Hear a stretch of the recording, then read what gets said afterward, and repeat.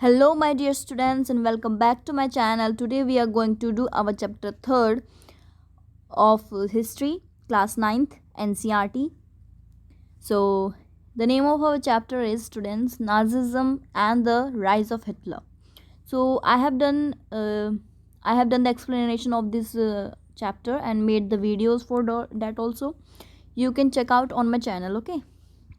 So, let us start doing question answers also. Okay, I will be explaining all the question answers to you.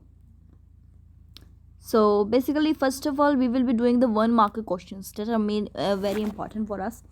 So the question number 1 is, students, the Great Depression was a period of the Great Depression क्या था बच्चा? ये वो time था जब economy बहुत ही नीचे जा रही थी और शेयर्स गिर रहे थे लोगों के, जिसका ये हुआ तो अमेरिका में था, लेकिन इसका असर पड़ रहा था जर्मनी पे. ठीक है, क्यों? क्योंकि जर्मनी ने उससे लोन ले रखा था. फाइन. तो इसे कहते हैं, ये पीरियड था कब का? जब इकोनॉमिक क्राइसिस हुए थे जर्मनी में. दूसरा आता है बच्चा party, what is the German parliament known as? German parliament को हम क्या कहते हैं? राइक्सटैग. ठीक है, और ये क्वेश्चन मैं आपके लिए दे रही हूँ, ये आपको कमेंट में मुझे बताना है कि हम रशियन पार्लियामेंट को या फिर आप कह सकते हो रशियन असेंबली को क्या कहते हैं. ठीक है, just tell me in the comment box. Okay, next question comes, a camp where people were isolated and detained without due process of law referred to as. वो कैंप जिसमें लोगों को रखा जाता है और आइसोलेट यानी कि दुनिया से दूर अलग, सबसे अलग रखा जाता है, और डिटेन्ड वहीं पर उन्हें मार दिया जाता है बिना किसी लॉ के प्रोसेस से. ठीक है, बिना किसी कानून के. तो उसे हम कहते हैं, जो उसने शुरू करवाया था हिटलर ने, कंसंट्रेशन कैंप. वो ज्यूज़ को ला कर रख देता था ना कंसंट्रेशन कैंप में. चलो अगला देखो, which article of the Weimar constitution gave the president the powers to impose emergency, suspend civil rights and rule by decree. ठीक है, तो वो कौन सा आर्टिकल था वीमर कॉन्स्टिट्यूशन का जिसने प्रेसिडेंट को ये सारी पावर्स दे रखी थी कि वो इमरजेंसी कभी भी अपोज कर सकता है और इम्पोज कर सकता है, और सिविल राइट्स सस्पेंड कर सकता है कभी भी, और डिक्री से भी रूल कर सकता है, किसी भी लॉ से, अपना जो उसने लॉ बना रखा है, एक तरीके का ऑर्डर से वो रूल कर सकता है. तो वो था बच्चा आर्टिकल 48. ये आर्टिकल 48 एक ऐसी वजह भी बना था जिसकी वजह से वीमर रिपब्लिक किसी काम का नहीं रहा. ठीक है, question number 5, who offered the chancellorship to Hitler on 30 January 1933. तो बच्चा ये चांसलरशिप यानी कि चांसलर जो होता है वो हिटलर को बनाने के लिए किसने बोला था, किसने ऑफर किया था कि तुम चांसलर बन जाओ? चांसलर वो होता है बच्चा, उस तरह से होता है जैसे हमारे कंट्री में प्राइम मिनिस्टर हैं, उसी तरह से वहाँ पर चांसलर होता है और प्रेसिडेंट होता है. तो किसने ऑफ़र की थी उसे? प्रेसिडेंट हिंडनबर्ग ने. उस टाइम पर ये प्रेसिडेंट थे हिंडनबर्ग. ठीक है, तो ये डेट भी याद रख लेना बच्चा, 30 जनवरी और 1933. Okay, now next comes question number 6, people of Weimar Republic lost confidence in the democratic क्या पार्लियामेंट्री सिस्टम जो चल रहा था वहाँ पर. कौन सा parliamentary system? Weimar Republic. Fine, उससे वो उन्होंने उनका फेथ ख़त्म हो गया था उसमें. फाइन, अगला समझ लो बच्चा. क्वेश्चन नंबर 7 आता है आपका, the Nazi party had became largest party by. Nazi party ने जब पहली बार इलेक्शन लड़ा तब बहुत ही कम थे उसके कम वोट्स मिले थे उससे, इसलिए वो हार गई थी पहली बार. जब दोबारा उसने इलेक्शन लड़ा 1932 में, तब वो लार्जेस्ट पार्टी बनकर खड़ी हुई. ठीक है, Nazi party. Okay, now the tripartite pact was signed between Germany, Japan and. देखो बच्चा, वैसे इसका आंसर है इटली, यानी कि 3 जो ये कंट्रीज़ थी इन्होंने मिलकर एक ट्रिपेट पैक्ट किया था. ट्रिपेट पैक्ट इसलिए इससे कहा जाता है बच्चा क्योंकि 3 कंट्रीज़ थी, इसलिए ट्रायंगल बन जाता है इसका. ठीक है, तो इसलिए यहाँ पर जर्मनी था, यहाँ पे जापान और ये इटली, ऐसे करके इन्होंने बनाया था. नेक्स्ट आता है नाजी प्रोपागेंडा प्रोजेक्टेड. तो नाजी प्रोपागेंडा था वो, उसमें क्या बताया जाता था कि हिटलर एक क्या है? मसीहा. हिटलर एज अ मसीहा. फाइन, ये 1 मार्क का क्वेश्चन है बच्चा, very important. Nazi youth groups for children below 14 years of age were called. Nazi youth का एक ग्रुप बना रखे थे, जैसे कि 1 to 14 तक अलग ग्रुप में और 14 to 20 तक के अलग ग्रुप में, है ना। तो ऐसे ग्रुप बना रखे थे और 14 तक के 14 से नीचे वाले 14 ईयर्स से नीचे वाले बच्चों को कहा जाता था जंग वॉक, ठीक है। 11th क्वेश्चन देखो, व्हाट वाज ऑस्टविच। ऑस्टविच क्या था? Auschwitz was the centre of mass killing during Nazi rule.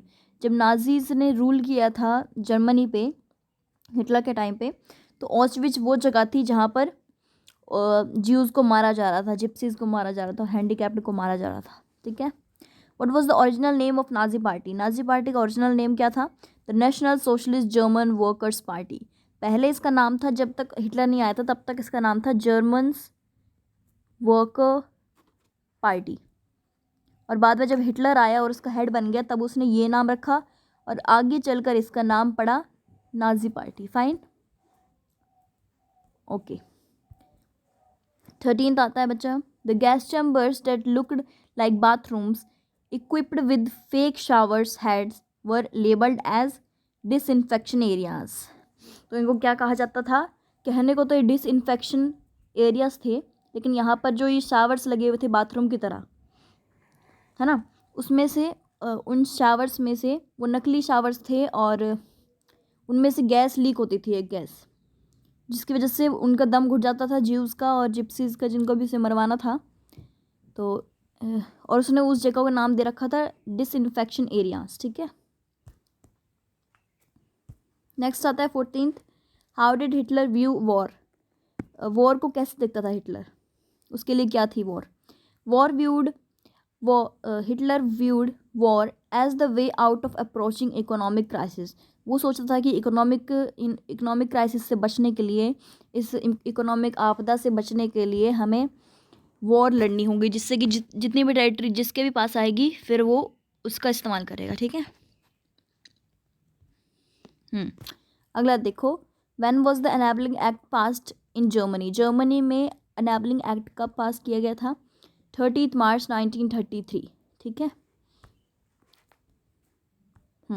16th आता है, name the 4 countries included in allied powers in world war 2। ध्यान रखना है वर्ल्ड वॉर 2 की बात हो रही है। तो वर्ल्ड वॉर 2 में 4 कंट्रीज़ के नाम बताते हैं हम। इंग्लैंड, फ्रांस थी तो और भी, रशिया और यूएसए, ठीक है। यूएसए आना नहीं चाहता था लेकिन लास्ट में उसे आना पड़ा जापान की वजह से, ठीक है। 17 आता है बच्चा, what was the significance of enabling act. क्या सिग्निफिकेंस थी इसकी? The enabling act enabled Hitler to sideline the parliament and rule by decree. यानी कि इसने हिटलर को हेल्प की इसने हिटलर की कि वो पार्लियामेंट को साइडलाइन कर दे, यानी कि डेमोक्रेसी ख़त्म कर दे और क्या एस्टेब्लिश कर दे? Dictatorship, okay. Next comes question number 18, which concept of Hitler's ideology revealed his desire for an extended empire. तो कौन सा कॉन्सेप्ट था जो हिटलर की आइडियोलॉजी थी कि वो अपने एम्पायर को और बड़ा कर सकता है? वो कौन सी आइडियोलॉजी थी उसकी? The geo political concept and concept of living space revealed his desire of an extended empire. यानी कि उसका जियो पॉलिटिकल जो कॉन्सेप्ट था, उसका जो कॉन्सेप्ट था कि लिविंग स्पेस जितनी होगी उतना ही ज़्यादा वो एक्सटेंड कर पाएगा empire, okay. Next comes question number 18 students, which country used atomic bombs during world war second. So USA used atomic bombs during World War II against Japanese cities of Hiroshima and Nagasaki, okay। सबसे पहले इसी ने ही पूरे में atomic bomb वहाँ पर atomic bomb छोड़े थे इस पे जापानीज सिटीज़ पे, कौन सी? हिरोशिमा और नागासाकी, ठीक है, वर्ल्ड वॉर 2 में। आगे आता है, what was the work entrusted to the International War Tribunal set up in Nuremberg after the war। यानी कि कौन सा वर्क दिया गया था इंटरनेशनल वॉर ट्रिब्यूनल को न्यूरमबर्ग में जब दोनों वॉर्स ख़त्म हो गई थी। तो क्या काम दिया गया था? It was set up to prosecute Nazi war criminals for crime against peace, for crime wars and crimes against humanity. इन सब चीज़ों पर उन्हें सज़ा देने के लिए इस इंटरनेशनल वॉर ट्रिब्यूनल को रखा गया था वहाँ पे न्यूरमबर्ग में। लेकिन इसका कोई फ़ायदा हुआ नहीं, क्योंकि बस 11 लीडर्स इसके मारे गए थे और जितने लोगों को इनने मारा वो तो बहुत कम थे। ठीक है, अब question number 21, what was the name given to separately marked areas where the Jews lived. जब अलग से उनको ज्यूज को रखा जा रहा था किसी जगह पर, तो उन्हें कौन क्या कहते थे? Separately marked areas where the Jews lived were ghettos, ghettos कहा जाता था उन्हें। ठीक है, नेक्स्ट आता है बच्चा question number 22, which incident persuaded the USA to join the war. World war 1 तो यूएसए ने लड़ी थी, उसके बाद जो उसके क्राइसिस हुए थे, इकोनॉमिक क्राइसिस यूएसए में हुए थे, उसके बाद उसने वर्ल्ड वॉर 2 लड़ने के लिए मना कर दिया था। लेकिन आखिर में जब जापान ने उस पर, उसके यूएस बेस पर जिसका जो जगह थी पर्ल हार्बर, उस पर जब अटैक किया दिसंबर 1941 में, तो यूएसए को भी वॉर ज्वाइन करनी पड़ी और उसने क्या किया? एटॉमिक बॉम्ब डाल दिए वहाँ पर, एटॉमिक बॉम्ब डाल दिए उस पे, हिरोशिमा एंड नागासाकी, जापान पे। फाइन, और देखो question number 23, what do you know about Wall Street exchange. Wall Street exchange क्या हुआ था बच्चा? It is the name of the world's biggest stock exchange. इसकी वजह से क्या हो गया था? द ग्रेट डिप्रेशन की इसी की वजह से हुआ था यूएसए में, और असर पड़ा था जर्मनी पे। Next question 24, which countries were known as axis powers in world war 2। World war 2 में एक्सिस पावर्स कौन सी थी? देखो बच्चा, एक थी एलाइड पावर्स कहते थे, कोई दूसरा नाम नहीं था। दूसरी थी एक्सिस पावर्स, या फिर आप ये भी कह सकते हो इसको दूसरा नाम है सेंट्रल पावर्स।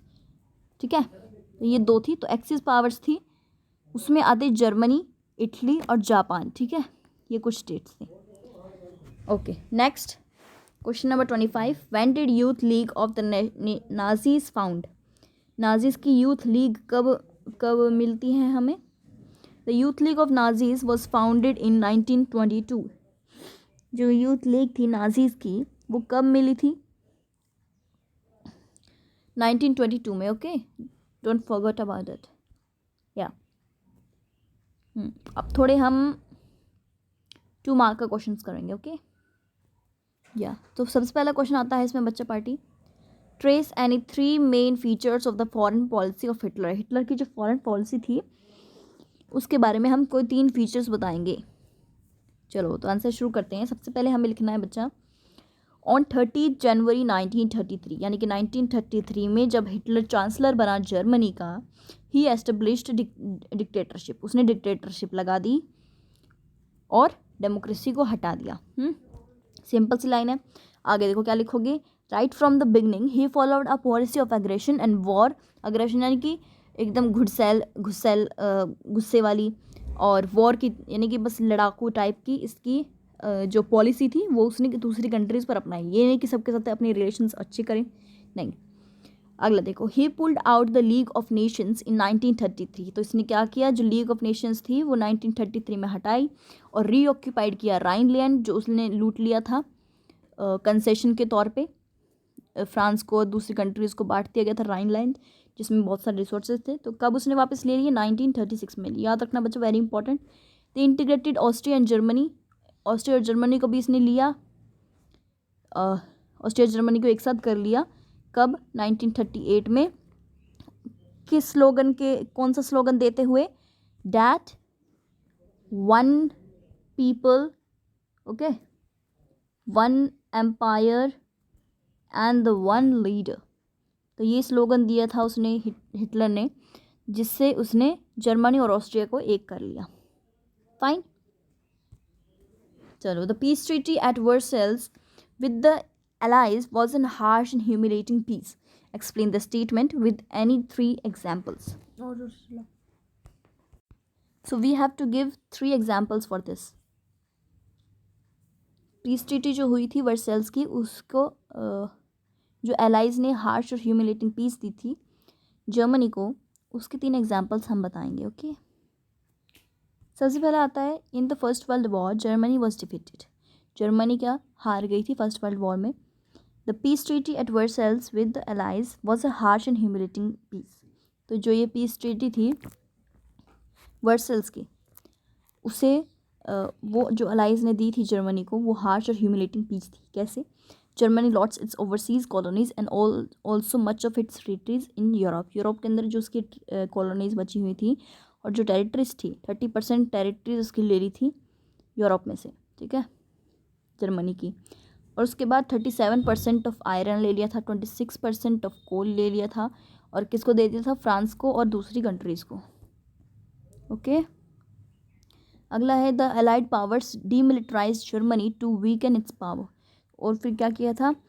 अलाइड पावर्स जो थी उन्होंने जर्मनी को डीमिलिटराइज मतलब होता है बच्चा, जो सेना होती है उसके पास, वो उसे छीन ली थी, उसकी मिलिट्री उसे छीन ली थी, ताकि वो आगे चलकर कभी भी किसी तरह की हरकत ना कर सके, और इसको पावरलेस कर दिया था। ठीक है, तो जर्मनी वॉज फोर्स टू पे कंपनसेशन। अब उसे कंपनसेशन भी पे करना था। कितने पैसे का? 6 बिलियन यूरोस। ठीक है, ये नहीं आएगा। Okay, next, the allied forces occupied the resources rich Rhineland. अब क्या किया था? मैंने बताया था ना आपको, अलाइड फोर्सेस ने उसका वो ले लिया था राइनलैंड, और फिर उसने वापस ले लिया था हिटलर ने। तो राइनलैंड ले लिया था उसका 1920 में। ओके, चलो नेक्स्ट क्वेश्चन है question number 3। Explain the 3-fold plan of Hitler becoming chancellor of Germany to consolidate the Nazi power. ठीक है, हिटलर ने क्या किया? जो चांसलर था जर्मनी का, कंसोलिडेट नाजी पावर को इसने किस तरह से बढ़ाया? देखो इसके प्लान्स देखते हैं। सबसे पहले आता है Hitler's 3-fold plan comprised of capturing the legal authority to rule, crushing the country's political opposition and eliminating rebels within the party। बोला कि जो हिटलर ने कहा था 3-fold प्लान में से उसका पहला था कि जो लीगल अथॉरिटीज़ हैं उन पर रूल करना, और कंट्री के जो पॉलिटिकल अपोजिशन है उनको क्रश करना, मतलब उनको ख़त्म कर देना, कोई पॉलिटिक्स अपोजिशन में नहीं होगा, और उनको एलिमिनेट कर देना पार्टी से जो आपस में लड़ते रहता है। ठीक है, देखो, in the pursuit of first he was the Reichstag fire, he used the Reichstag fire. जो राइक्सटैग में जो फायर हुई थी, पार्लियामेंट में जो फायर हुई थी, उस इंसिडेंट की वजह से इसको बहुत पावर मिली थी कि इसने वो बंद इमरजेंसी लगा दी थी, और सारे सिविल राइट्स कुछ समय के लिए बंद कर दिए थे, जिससे कि ये डिक्टेटरशिप एस्टेब्लिश कर पाया।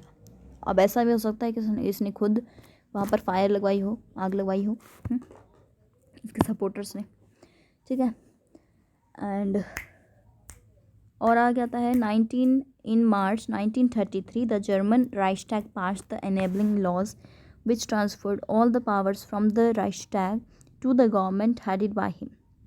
अब 1933 में क्या हुआ? जो जर्मन राइक्सटैग था उसने एक एनेबलिंग लॉ पास किया, जिससे कि क्या हुआ? सारी पावर्स जो थी राइक्सटैग की, वो सारी राइक्सटैग से गवर्नमेंट को दे दी गई, जो हिटलर के हाथ में थी। ठीक है, अब देखो, further Hitler turned his attention to the rival political parties, he outlawed all existing potential opposition institutions by July 1933. The Nazis were the only legitimate party in Germany. तो हिटलर ने क्या किया? जितनी भी अटेंशन थी वो उसने अपनी सारी इस पे दी, राइवल पॉलिटिकल पार्टीज पे दी, कि उसके अपोजिशन में क्या चल रहा है, वो कुछ करने की कोशिश तो नहीं कर रहे। तो जुलाई 33 में नाजीज ने ओनली लेजिटिमेट पार्टी बची थी जर्मनी में, हटा दी थी सारी पार्टियाँ इसने अपोजिशन वाली, और जर्मनी में यही एक पार्टी बची थी। अगला क्वेश्चन देखो बच्चा party, when did Hitler formally announce his violation of treaty of Versailles, what reason did he give for this. उसने बोला कि जो ट्रीटी ऑफ वर्साइल्स है वो बिल्कुल वायोलेटिंग है और हम इसे सह नहीं सकते, और इसने क्या क्या रीज़न दिए हमें वो बताना है। तो आंसर देखो, Hitler formally announced his violation of the Treaty of Versailles in March 1935. तो इस तारीख को उसने ये अनाउंस किया था. Hitler claimed that he was trying to make Germany equal in opposition to the other European countries. वो कहना चाहता था कि वो जो है वो जर्मनी को इक्वल पोजीशन में लेके आएगा, बराबर में लेके आएगा जो अमीर कंट्रीज़ हैं, जो पावरफुल कंट्रीज़ हैं यूरोप की, उनके बराबर वो जर्मनी को लेके आएगा. ओके, चलो अगला पॉइंट देखते हैं. Since European nations had not followed the policy of disarmament, German rearmament was a necessity. अब क्या हुआ, यूरोपियन नेशंस जो थे उन्होंने ऐसी कोई पॉलिसी नहीं अपनाई थी कि वो अपने आर्म्स जो थे, यानी कि जो वो थे ना मिलिट्री थी, उनको हटाने की कोई पॉलिसी नहीं की थी. तो जर्मनी को रीआर्मेंट करना था क्योंकि सारी उसकी मिलिट्री ले ली थी, तो दोबारा से उसे मिलिट्री खड़ी करनी थी. So students, this was our question number 3 and this is our part 1 only, and after this I will be uploading the part 2. So यहीं पर हमारा पार्ट 1 ख़त्म होता है. नेक्स्ट जब हम स्टार्ट करेंगे तो इस क्वेश्चन से करेंगे, when did Hitler formally announces his violation of the treaty of Versailles, what reasons did he give for this. ठीक है, तो ये था आपका पार्ट 1 बच्चा.